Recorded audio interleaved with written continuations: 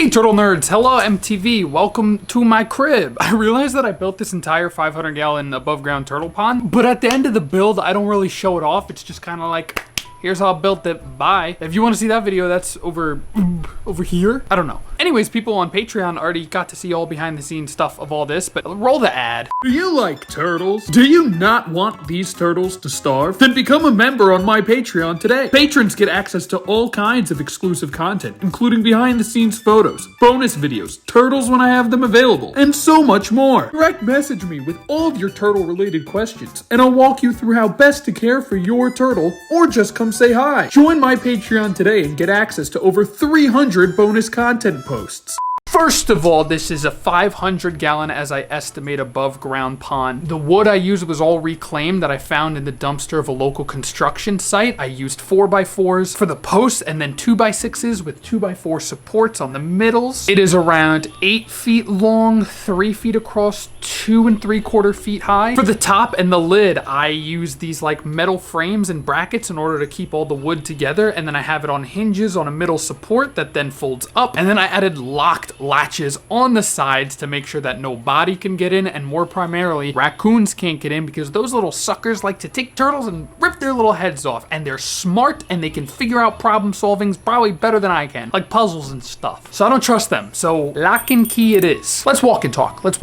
I forgot to mention, in order to hold the liner here, I clamped it down. The liner's right in here, trust me. I clamped it down and went back around using this trim around the entire thing in order to hold the liner in place. The corners were the messiest part, but whatever, I don't care. It holds it, it's staying in place, and it ain't going anywhere. Other things I never talked about in the previous video: driftwood for basking. I need to raise this a little bit further above the water and figure this out. We have a visitor. Hi, baby. Hi, baby, puppy. Oh, good boy. Of the items that I added to this is a...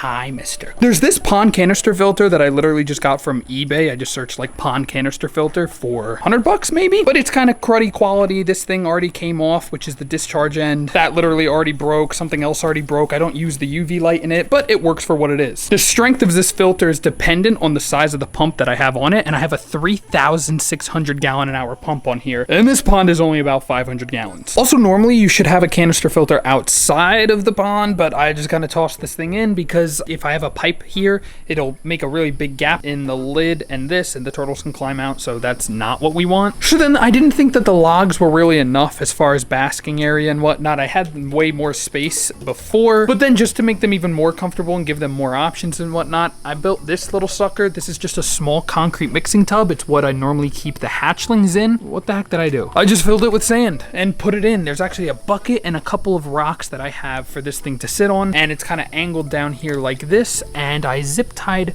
this piece of wood, that way they can get it. Here, let me show you. By the way, this is how I have to do things. I literally have to unlock it, unlatch it. That is how we make it in here. This thing is just a ramp for them in order to climb up. You see all these little swirls?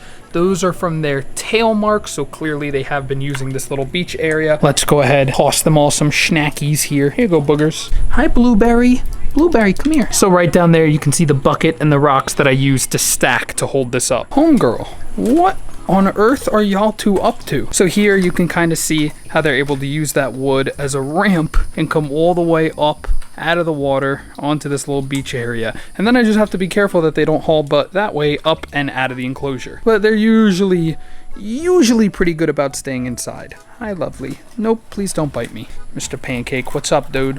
What you up to? Look at her. You alright? Hey, what are you doing? Look, you're breaded now. And that is it. That's pretty much this pond in a nutshell. So thank you guys so much for watching. If you enjoyed, consider subscribing for more, and I'll see y'all in the next one.